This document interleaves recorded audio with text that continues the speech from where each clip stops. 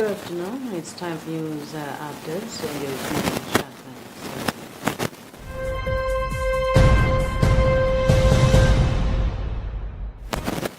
Pope Francis has urged Italian policymakers to make Social Security economically and socially sustainable, keeping in mind the common good of present and future generations. He did so when addressing 400 executives and employees of the Italian National Institute of Social Security in the Vatican.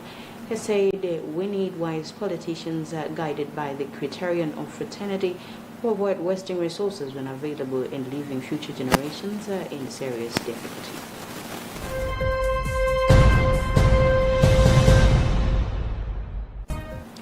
Afrexim Bank President Benedict Orama has pledged to support Malawi with $500,000, which is about 518 million kwacha, towards efforts to mitigate tropical cyclone Freddy effects.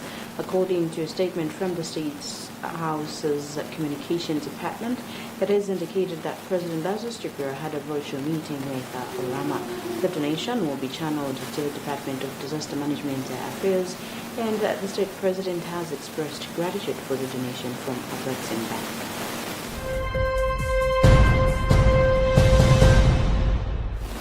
The National TB and Leprosy Elimination Program has called on faith leaders to help address stigma surrounding leprosy in communities. TB/HIV Programs Officer Henry Kanyadele said this during a biannual meeting for media practitioners and faith leaders in Zumba. Kanyadele said there is still a lot of discrimination surrounding leprosy, which is affecting the fight against the disease. He said faith-based institutions are best placed to address this because the disease used to be associated with uncleanliness in some religions.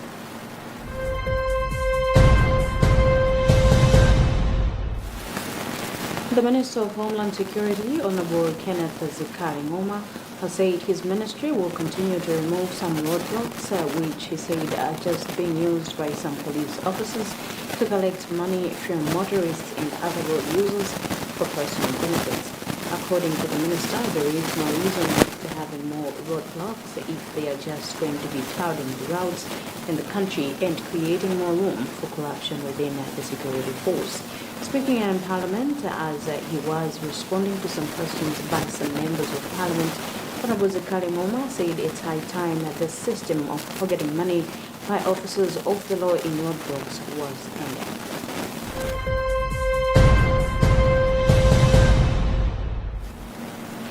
United Nations High Commissioner for Refugees has asked government to reconsider the reallocation decision of refugees back to Dzaleka camp.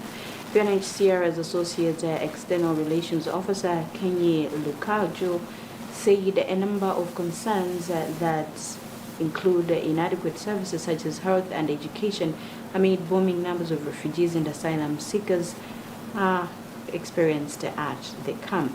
Dzaleka camp now accommodates over 50,000 people against a 12,000 holding capacity.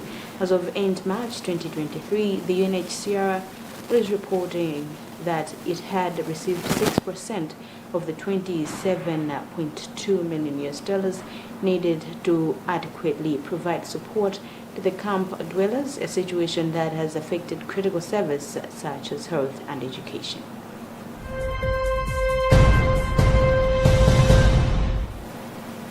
Well, that is all we had for you for now. You have been with me, Jacqueline Saidi. Good afternoon.